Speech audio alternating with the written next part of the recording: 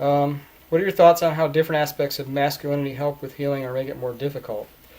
Well, I mean, it's easy, and it's well documented to point out the aspects of masculinity that make healing more difficult.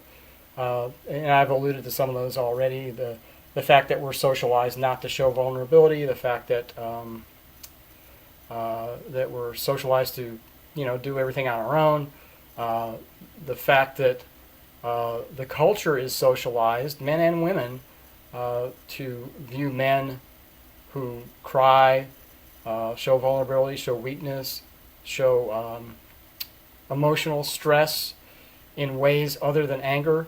The whole culture is kind of biased against men stepping out of outside those lines.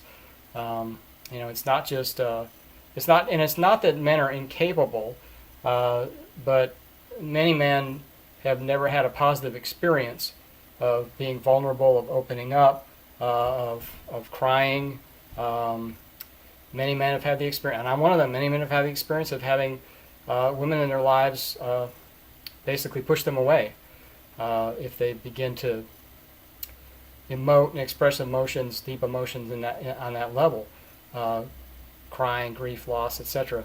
And the other thing I think is that there are all kinds of preconceptions about masculinity that sort of there's a tendency to look at all men as being the same and having the same needs. I mean, 1 in 5 men is, according to studies, is highly sensitive.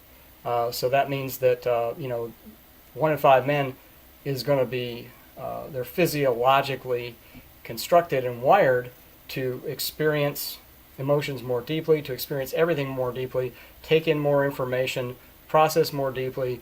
That doesn't mean they're superior to the other 80% of men, not by any means. They're different, and they have different needs. So trying to pitch services or trying to convince all men that they should process grief and deep emotions in the same way is pardon the pun, it's a grievous mistake. Because men, and I've been in a lot of men's groups, and the way that men process grief and loss is as different from man to man as their build, their hair color, their race, their childhood environments. So I think that in terms of masculinity working against this process, it's not just masculinity per se, it's the kind of concept of it that's generally accepted about how men are, so to speak. Now, on the other hand, I think there are some qualities in masculinity that can be very helpful.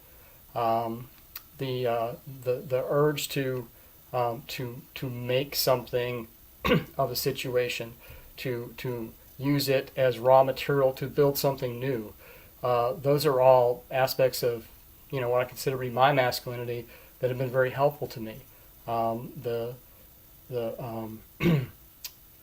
I guess the kind of, even there's pluses and minuses of everything, but that sort of you really as a man, especially in our cultures, the Western culture, given that men don't have a lot of support, if you're going to get through a loss, if you're going to process through grief, even skillfully, you're probably going to wind up doing a lot of it alone. So it's kind of a double-edged sword, that whole conditioning that men and boys tend to get in Western culture, that they should be able to work it out on their own. It can really work against them because they don't reach out, or when they reach out, they find there's nobody there, or if they reach out, or if someone offers help, they don't know how to, they don't know what they need, and they don't know how to say it. On the other hand, as I said with the story about my cat, I really had to do most of it by myself.